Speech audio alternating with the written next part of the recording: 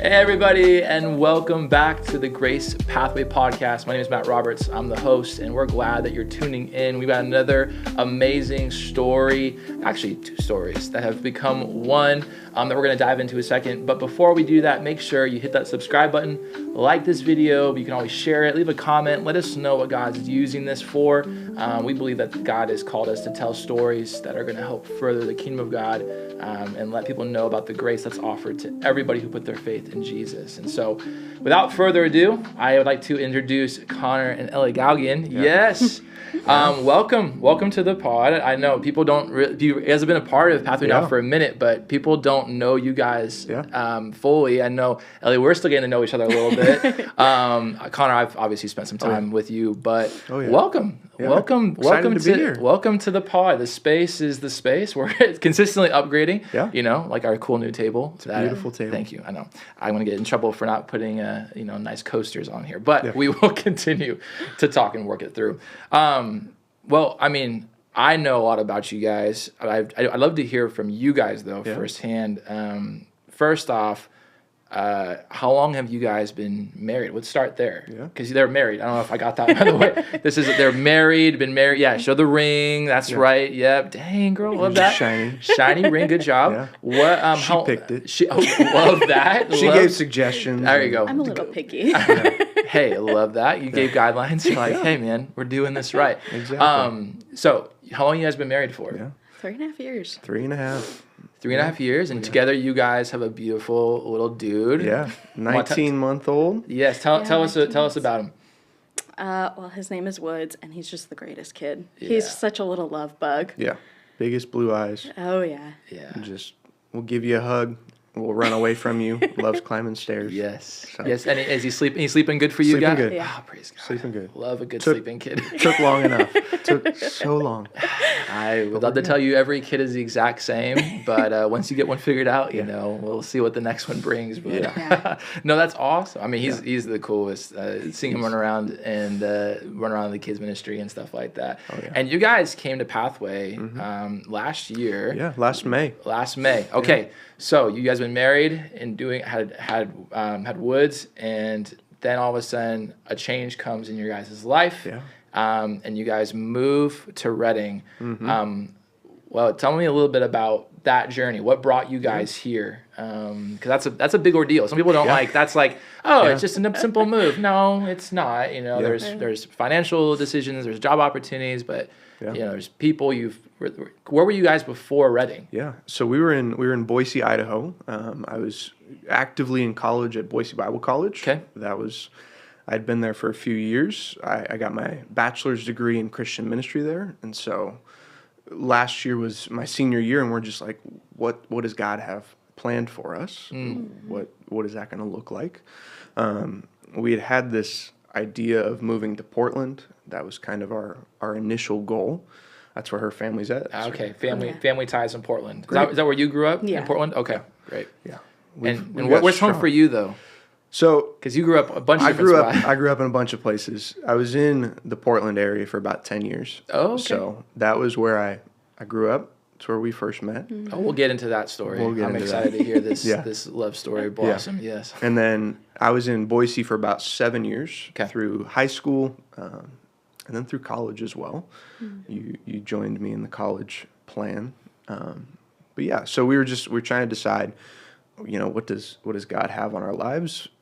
Again, we had this Portland plan of this is what we're going to do. This is what we think is best.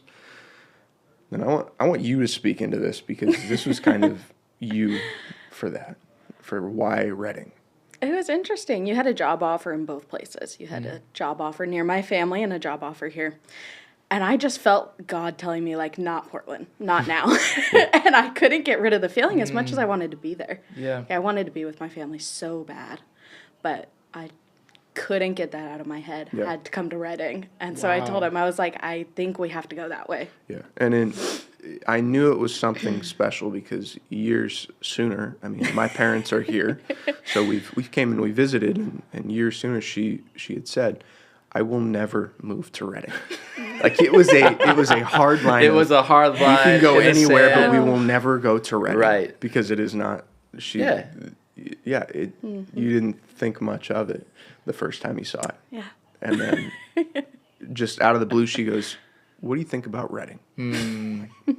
That says a lot. I That mean, does. because as a husband, Yeah. I know it's one of those things of like, I'm sure there's been stories of you've, flexed and gone, no, we're doing this. Yeah. And that never seems to go well. Nope. I've just realized yeah. every time I've done that of like, Yeah. no, honey, we're going to do this. Yeah. And she's like, I'm not sure. Yeah. It's like husbands take note. Like if your wife's not at peace with it, that's a sign from Yeah. God that maybe you should rethink it. Maybe it's the right thing, wrong time, Yeah. or wrong thing, wrong time, just flat out wrong. Yeah. But I think there's something really powerful about when you guys are seeking the Lord, when you're praying together, when you are walking with the Lord, and you're getting that peace that really doesn't make sense. I mean, it doesn't make sense to be, I'm going to go away to a place I've never been before with a baby while he's got a job, and you've got his family, which is great to have family nearby. Oh, yeah. Yeah. But I know I've been in those seasons before, and that's a tough thing. Yeah. So was it like a peace that you got, or when did the peace come right away when you said, okay, we're making ready, or did the peace take time to sometimes, or are you still in that season? I didn't fully feel peace until a few months after living here. Okay. Kind of getting into routine and meeting people. Yeah, it's a lot of change. Yeah. Yeah. That's a lot of change. I mean, that's, and Connor, I mean, for those who don't know, Connor's on staff. Yeah. You're one of our pastors. You work primarily with our students in our junior high and high school age, which is great. Yeah. And yeah, I mean, that's killer that we have you on staff. It's good to have you on board. I'm loving it. But I know that jumping into going from school right into ministry it's kind of a big adjustment. Yeah. What was that like for you, going from school and being a dad, and now there's bills and responsibilities and moving to a state that's a little expensive? Yeah. Yeah. So when I was in college, we got married at the end of my freshman year. So we got married pretty quickly. We were dating for about 9 months before I proposed, I think. Yeah. But again, there was previous history there, which we can get into in a bit. Yeah. But going through college, I was working a lot. I was doing school. So, and then I was interning at a church, which was an awesome place to be. Had some great mentors, great role models there. But it just felt like life didn't stop. I was always busy. You were working full time as well. We enjoyed what time we had together at the end of the day, but it was just a lot of busyness. Just assignments. Never could take a break. And once Woods was born, it was the busiest I've ever been. Because you've always had the calling of, I want to be a full-time mom. And I said, I will do whatever it takes to do that. Which is like the coolest and also hardest and greatest. I don't know how many words to describe it. I mean, we were talking about it just a second ago. It's like full-time mom means full-time nurse, full-time nutrition, sleep planner, activity coordinator, Uber driver, like everything, cleaner. It's a hard gig. It is, and we both had great examples in both of our parents who are just phenomenal examples of like, what does a good household look like? Cool. What does leadership look like? So I knew from both those examples of like, this needs to be an important thing. I want her to be able to raise our son and to be happy. So I was working nonstop. I was at school nonstop. We had barely any money, but God just kept finding ways to provide for us, having people bless us in ways that we still couldn't say thank you enough for. Just a lot of things fell into place, and just feeling God's guidance on our lives. So as my senior year was finishing up, it's like, all right, where are we going next? And obviously she had said Reading. So we came in March, just kind of looking at places of, is this feasible? Is there something that we can find? And it was just my sign of God opening doors of like, we found a place. The weekend that we were here, like things just fell in line that I couldn't explain. I couldn't do it on my own. So it was just, and then the move, like we got here on a hot day in May. We drove the 10 hours from Boise to here, left at like 3 a.m, and then we get in town and there's just a swarm of people at our place. Right. It took 13 minutes to unload a 20-foot U-Haul into our house. Yeah. Like, a little overwhelming, I'm sure. Like you, I just stood there watching. Yeah. I was you It pull was up incredible. exhausted up this drive, and there's this whole fleet of it was people. absolutely incredible. Like, That's awesome. it was crazy. I've never seen anything done that fast. So and ministry I love it. Yeah. I wouldn't do anything else. Yeah. It's what I've wanted to do for so long. It's what Yeah. I felt God calling me to do, and getting the chance now to do it and to work with students, which I love.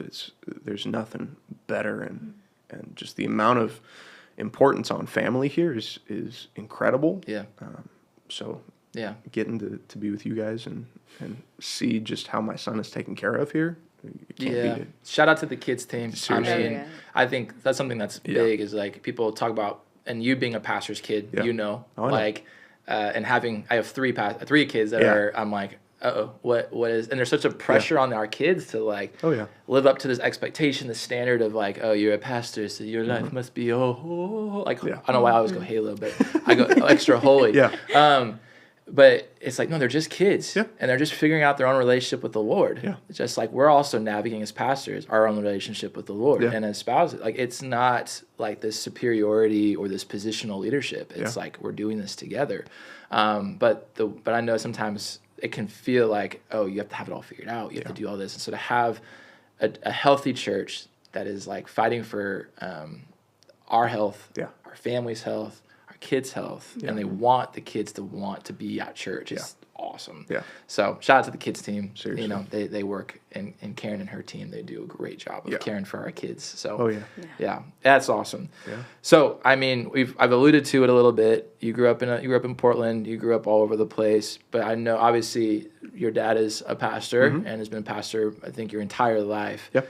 I'll ask you the question and give your bride some time to think about this answer. But growing up as a pastor's kid, when did your walk with Jesus, were you saved at a young age? That's question number one. Yeah. And then when did the light bulb go off? This is no longer my parents' faith. This is mine.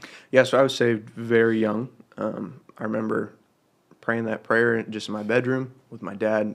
I think my mom was there too, but again, they were the best example for me. They taught me so well. And you come from a lineage of pastors. Yeah, it's a few generations, Which is awesome. Yeah, it's the greatest blessing that I could have. But I didn't realize the ownership that I had until high school.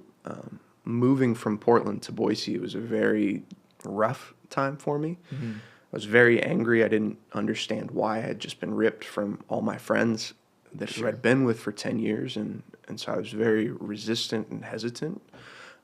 It wasn't until I got into contact with a high school pastor at the church we were at named Travis Dutton. And he poured into my life. Like he was consistent every week of, hey, am I going to see you this week? And even when I tell him no, he would still just engage in conversation. He would make the effort to get to know me. And when I finally did go, he was right there. He gave me a hug. He took a picture with me that I still have from the first time when it was like, and just my life changed because of him pouring into my life. Yeah. Of like, he invited me to a small group that allowed me to get friends. He invited me just to have some leadership in the group. And I'm like, I couldn't ask for that. But he just saw something in me and poured something into me there that was my light bulb of like, this is mine. Whoa. This isn't my parents anymore. I'm taking the step to own this. Oh, I love that. And it put me on the path towards ministry today. So I think that's even a true testament to why you do what you do now. I mean, just to be that voice. If I could be a Travis for somebody, I've done my job. Yeah, because you don't know what that full even impact is, like the fruit of it. Like you're in Reading, and in the fact that it's like, you know, a Travis doing that for probably not just you, but for other people.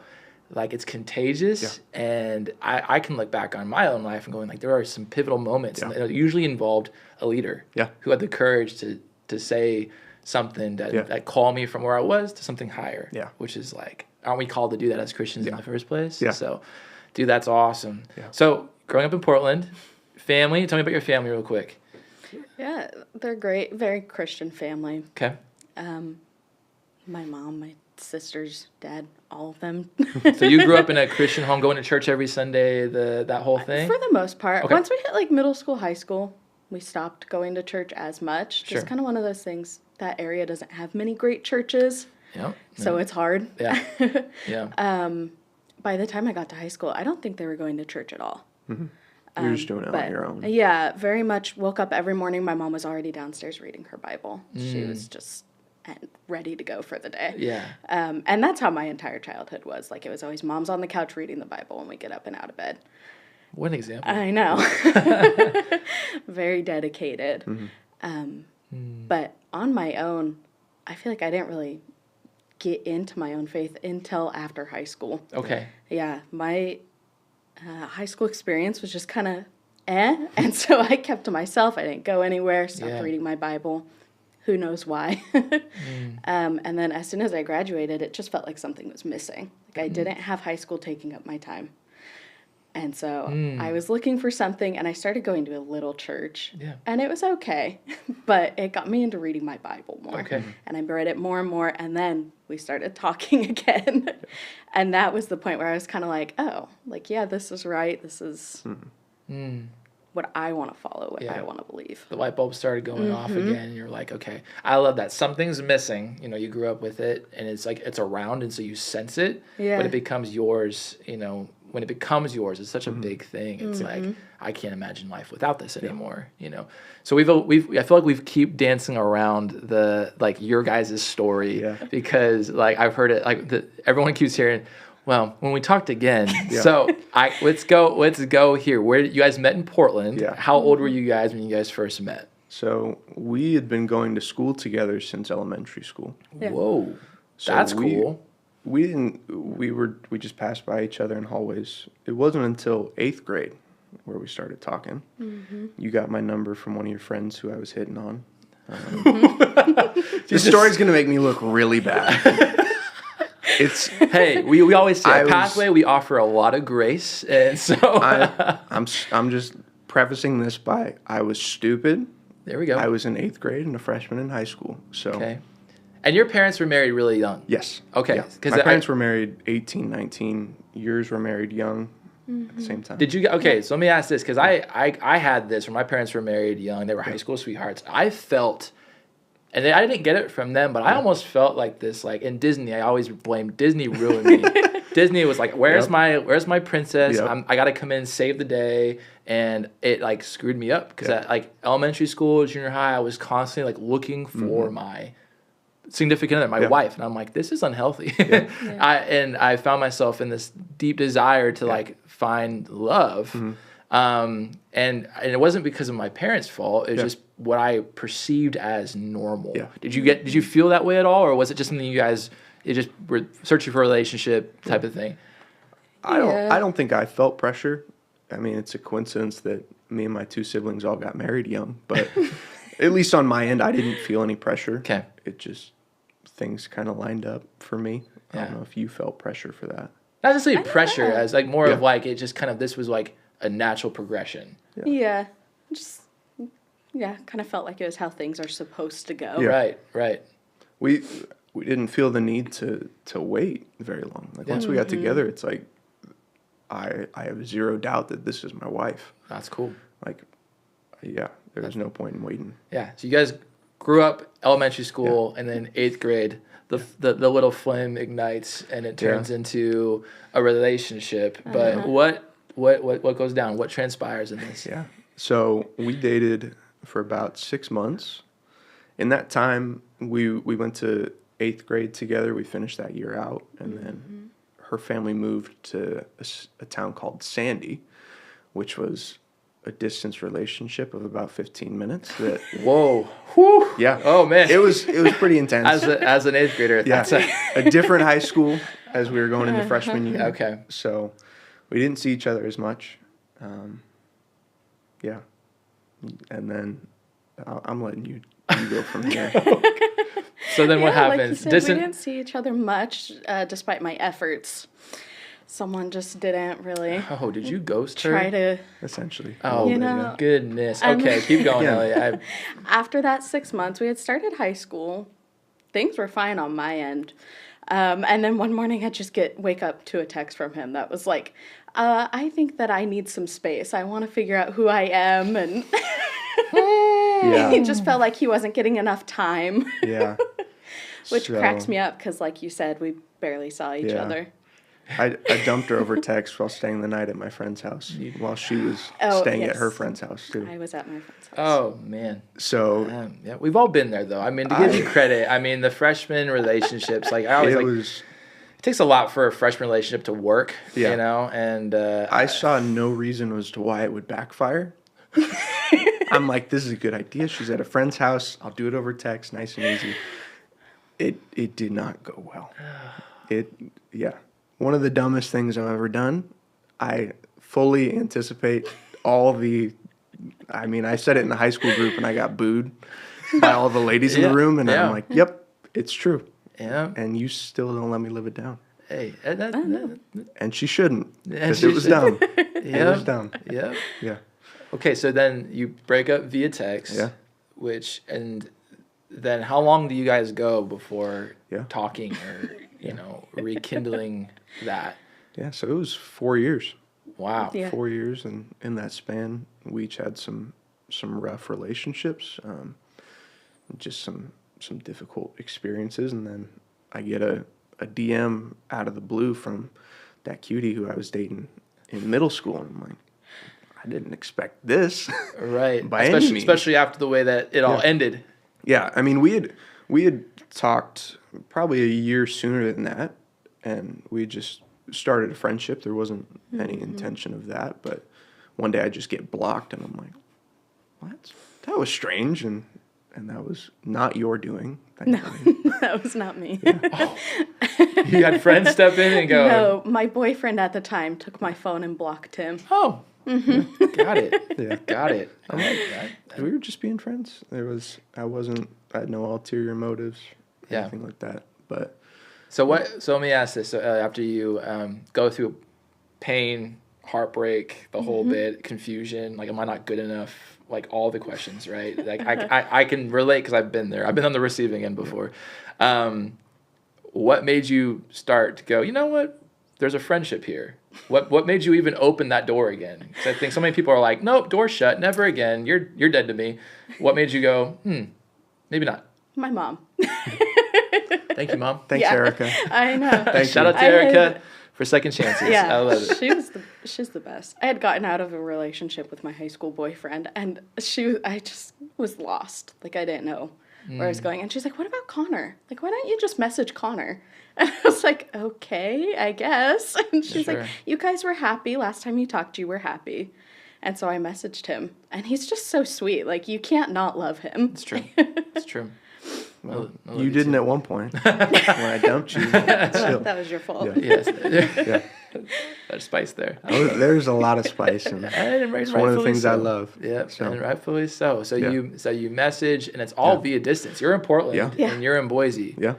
And then what happens from there? Yeah. So I had a flight booked the next month. So we started talking in June, end of June. What year is this? July of 2020. Oh, so COVID. So COVID's rampant. No, it was 2019. No, it was 2020. Because we graduated 2020. Yep. Praise God for wives' memories there. Yeah. She's got it in lock. Yeah. So I mean, all my friends were still there. They still are. So I had a flight booked. I'm like, I'm just going to go back, hang out with the boys. And we were talking. Things were going well. And I'm like, you know what? I screwed up once before. Let me just take you on a date. We'll see where it goes. I'd said I'd never do distance just because I couldn't do 15 minutes, let alone 6 hours on a drive, hour and a half on a plane. Right. So, but we went on a record store date, went and got Dutch, had dinner with your parents. I had plans of going to GCU down in Arizona. Thankfully, COVID stopped that. But there was just some sort of spark that I couldn't shake. So yeah. And what about for you? Like, second chance? Like, was there hesitation there of like, I could get burned again, or was it just like, we're two different stages of life? I mean, you're 8th grade to being graduated. Yeah. Obviously, Yeah. a lot of life has happened and all that. So what was that like for you? Like going back into, this potential? It just felt right. Like we started talking and it just felt like that's how it was supposed to be. And so I never had questions or thought about what he did in, I guess freshman year, unless I was reminded. Yeah, sure. But no, he had changed a lot. Yeah. So you guys are rekindled this relationship. Then you go back to Boise after the time, and then you guys are doing like long distance relationship. Yeah. Dang. So I was in school. She was kind of my push of maybe I'm going to stick in Boise and switch to Bible college. She was the main catalyst for that. I had felt kind of God pulling me to be at that school, and she was the one who fully endorsed it, fully encouraged it, which, again, I would not be probably anywhere in life without her guiding that. So we did distance for about a year. Here's where I make up for my breakup story. Okay. In May of that year where we started dating, I'm like, all right, I know I'm going to marry her. It's time to propose. So she's in Portland. I'm in Boise. It's the end of my school year. There's this thing called spring conference that my school did where it's off campus. It's to end the school year. And I said, hey, so me and my friends, we've made this pact that we're not going to have our phones for this conference. We're just going to focus, give it all we can. And she bought it very well. So just be clear, you lied. Yes. Okay, cool. Just make sure. Wholeheartedly lied. With great intentions. Yes, I had a flight booked. Got it. My best friend Connor picked me up. I had to go there. Yeah, it's true. I lied to her face. Yeah. Turned off my location, everything like that. Yeah. And then I booked a flight for that day, flew to Portland. My best friend Connor picked me up. I talked to her parents. I asked her dad permission and got a very exuberant yes from them, thankfully. Hey, cool. But I said, I need you to make her think that she's taken some sort of pictures. I need you to make sure she's ready so that she can be excited about these pictures. We met at just a viewpoint out in Sandy. That's one of the most beautiful places. It looks at Mount Hood. And I'm just standing there, and she walks up, and she sees my best friend's car, and she's like, hey, Connor's here. Because that's his name, too. Yep. So she just thinks that he's here with his girlfriend, and then I'm standing there just ready and just get down on one knee, propose. Dang. Some random lady was there just taking pictures of the mountain and turns around and takes pictures of it. Oh, come on now. That's And so, awesome. yeah. Did you had any clue this was going down? No. Yeah. Well done, Mom, Dad. I know. Well done. Yeah. Yeah. So Wow. I failed and I've done really well. Yes, and you redeemed. Exactly. You made it right. Well done. Well done. Yeah. Yeah. And then married. How many months after that? 3. Well done. Yeah. Short engagements. Yeah. It's the way to go. It's the way to go. Engagement's the worst. Oh, It's it's so tough. stressful. It can be really the hardest seasons. It is. It's like you're gonna be with somebody, but you're not, and it's just so well done. Yeah. And then you move to Boise. Yeah. Is that what goes down? And you're working. You're going to school. Dang, and you're just making it work. Yeah. Figuring out life. Yeah. What was that like for you? I mean, now here you are from Portland. Now you're living with a boy. You're married, and now you're in a totally different city. And were your parents still there, or were they gone? So now you don't have any family but him, and maybe your siblings. Neither of my siblings were there at the Okay, time. so My grandparents no family. and aunt and uncle there. Okay, Yeah. so extended family, but Yeah. no family that you're going to see on the regular per se. What was that like? Sounds like you've been through a lot of change in the last couple of years. Yeah. It was hard. Yeah. Like I grew up in the same area up until I moved to Boise. Wow. Would bounce between like 2 towns my entire life. Sure. And they were within 15 minutes of each other. Yeah. And so moving that far away, first it was intimidating. Like I don't know anybody here. Right. I have no one other than Connor. Right. And as great as he is, that's hard. That's very hard. Yeah. And just trying to figure out like a job and everything. It was really rough on me for a while. Yeah. I called my mom so much, just like Totally. Makes sense. like I miss you guys. I don't know what I'm doing. Right. Like, I'm happy, but I don't know why I'm here. Yeah. Yeah. And the longer we were there and we built friends and relationships, it got easier. Tell me about that, because I think that can be it takes time to build authentic friends and relationships. So how did you, where did you meet these friends? What was it? How long was that? How long did that take for you guys to kind of get to that place where it's like, okay, it's starting to feel more like home versus just this where Connor has lived the last like 7 years. 'Cause now you've adopted like all his friends, but I know for you, just because he has history there and that's a hard transition to come in and like, well, they're your friends, they're not yet my friends, and how do we become? I'm sure they were great and welcoming, but for you, when was that like I made friends for me? I don't know. We had some couple friends that we met through a church we were going to. Okay. Yeah. What, maybe like... That was about a year into it. Yeah. Yeah. Up until then, I didn't really... All your friends at that point were guys. Yeah. Single guys at that point. Single guys. Two very different stages of life. Marriage and single. They all got married eventually. Yeah. Good for them. So we had our couple friends, and a lot of them I would hang out with on my own. Yeah. But yeah, it took up until a year, maybe a little over that, to really feel like I actually had my own people. Yeah. And that's a lot. And then, and then you're there, and then you get pregnant. Then it's like being married already kind of can be isolating in its own, because like nobody else, those who are single want what you guys have, and so they're like, these guys, forget them, they have what we have, we want that, we don't have it. So you got people who are prejudging that young married couple. Then you've got then you get pregnant with a kid, and then it's like almost another barrier that can be almost just as challenging as far as like building more relationships, because now you've got this third wheel who's awesome, but he's become a priority in your life. So was that like difficult for you guys? Obviously, not having him and becoming parents, obviously you guys are great parents, but talk to me about that in community. Was that an easy thing for you guys, or was that another layer that was just more difficult? It was more difficult. I don't know if it was because of the baby, but the group that we had kind of just fell apart one day. Like everyone just went their own ways for whatever reason. Seasons of life. And I mean, we love each of them still. And, and we got together with them before we left. But like I think for us, part of the isolating part was not even when she got pregnant with Woods, but it was before then of like, we got pregnant twice before then and lost 2 babies. And like, it's one of the most difficult feelings of like just alone. Like we've got each other, but we each have to grieve in our own way of like, that's 2 kids that we don't get to meet yet. Like one day we'll get to, but we don't get them. We don't get to hold that baby anymore.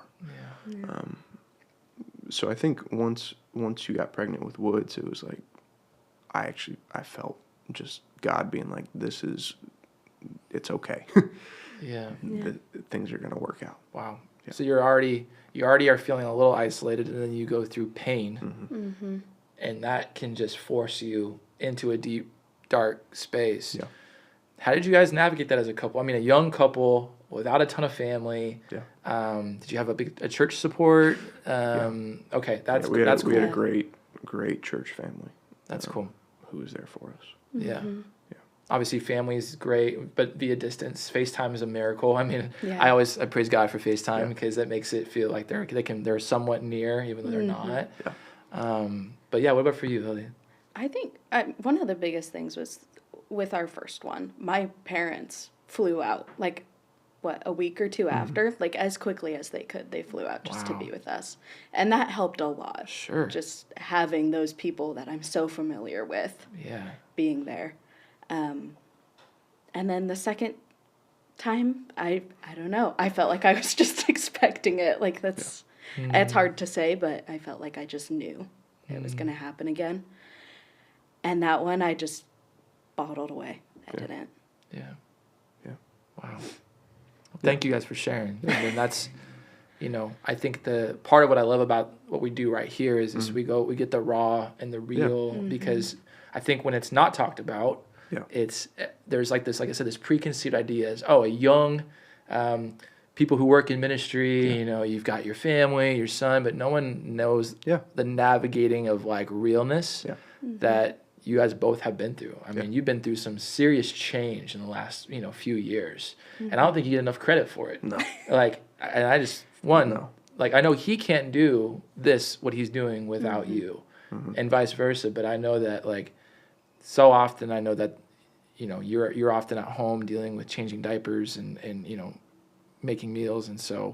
And I know he's grateful for it, but there are so many people, like, first off, thank you for being you. Seriously, because I think sometimes the wives of pastors they're not in the limelight, they're not seen. And I know my wife can resonate with a lot of what you're talking about, change, moving, not having community, trying to build community from the ground up. Like, oh my God, goodness. And so many people are figuring out that factor of, like, they feel alone, they feel isolated, and they're not even married. And then you add marriage, and it's not easier. Yeah. It's not. People think it's like, once you get married, it's easier. It's not always the case, Marriage takes work. Yeah.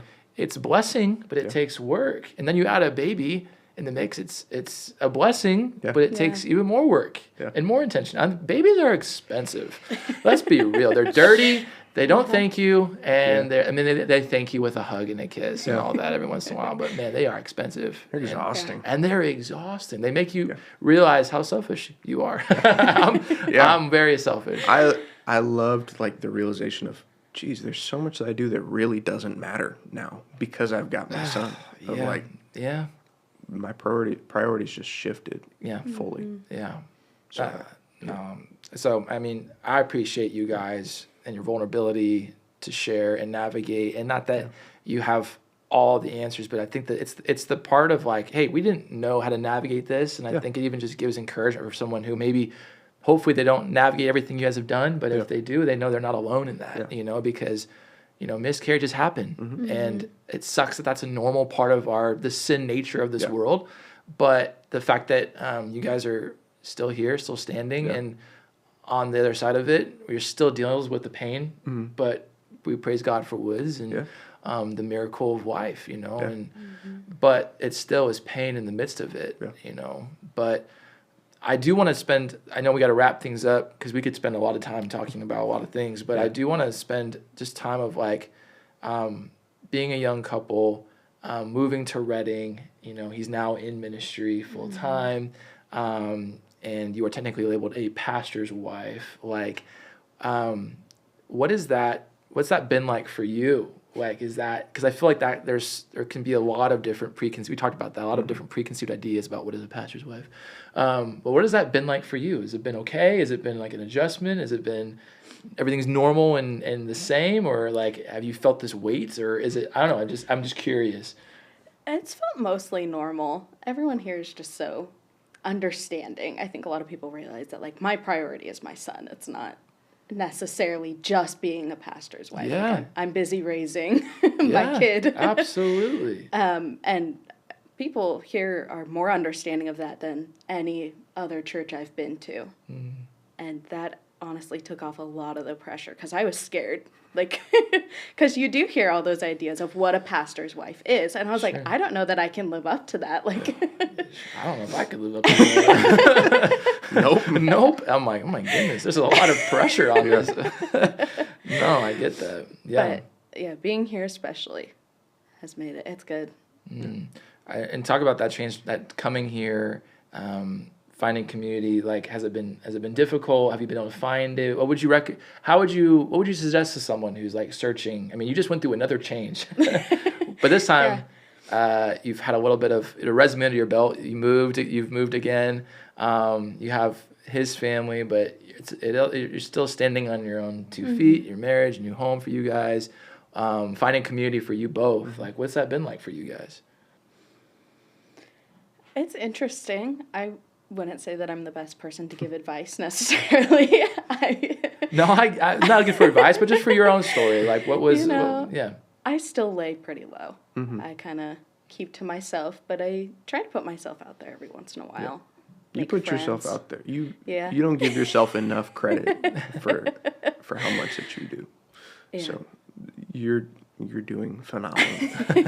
Yeah, it's tough to find schedule of like, when am I going to find time to pursue relationships and community when I have a husband who's gone working a lot, and I also have a son, and I got, family and other things. And so it can be a lot. That's why I asked the question. Yeah. I know there is no perfect answer. There is not a perfect answer, but I know that I love that you guys have experienced a healthy experience of a church back in Boise that kind of gave you a good framework of like, the church can be that, and you can find relationships, at church, as a hopefully as a great place to start, So what about for you? I know stepping in and. I mean, I think the biggest piece of advice is just be bold. Like, you're only going to meet people as much as you want to, as much as you pursue, and you can find people in all walks of life. Like, look for people who are older than you. They're super fun. Sometimes it's tough. And meeting people your same age, especially as a young adult, with everyone being in different stages. So find people in your stage of life. I think that's kind of a huge one. Or just people who are willing to do life with you. Yeah. That's a big one. Yeah. No, that's so good. Yeah. Well, I know Pathway is extremely blessed to have the family that you guys are brought here to be a part of this, and I'm excited for all that God's going to do in and through you guys. And I know I heard this once on a video I watched a long time ago of, so often, we think of the fruit of ministry, right? That, sometimes we get the benefit of being pastors, you get to see if I'm doing all this work, but I know that, sometimes our wives who don't get to see all the fruit of what God's doing. I heard someone say, it's like, even though you might not, this season doesn't allow for you to be right there alongside of him in everything that he does, the fruit that you're sowing is the fruit of the family, because without this partnership, being one body of one mind and working together, like you're not able to do what you're able to do. He's not able to do what he's able to do. And obviously with God at the center of that, I mean, it's that beautiful image of the closer you get to God, the closer you guys get together in your marriage. And the example that you guys are for your son is like the coolest thing ever. Yeah. So, no, I appreciate it. You guys are young adults navigating a life of bills and being parents and all the things, but proud of you guys. That's a lot of change, and we're blessed to have you here at Pathway. Yeah. So, hey, thank you guys for taking time out of your week to come and sit down and share part of your story. And again, I know that God's going to use this to help so many people, and who are maybe navigating change, transition. And like I said, I think what you said is, go to the Lord and be in church and find those people that you can navigate life with. Yeah. So. Yeah. Any last things before we wrap things up? Keep God at the center of your relationships. I mean, that's been the big thing for us is I don't think we would be anywhere without him at the center of things, just guiding us. Yeah. I love my wife very much. Yeah. Very thankful for her. Yeah. If anyone can find someone as good as her, I'd be shocked. But, that's awesome, man. No, I love that for you guys. And no, like I said, to navigate your story and to be where you guys are be so cool. I love that your mom gave you some good wisdom, and it's led to where you guys are now. And you look back and you never know what God's doing. And so it's always like, I love that if God's opening doors, and you got good people around you that are encouraging you towards the best for you, why not take it? Exactly. Why not see it through until the door shuts or God has something else in store? Yep. So, guys, thanks again for taking time to be on this, and we just want to say a big thank you. We love you guys. Yeah, we love you guys. Thank you. Yeah.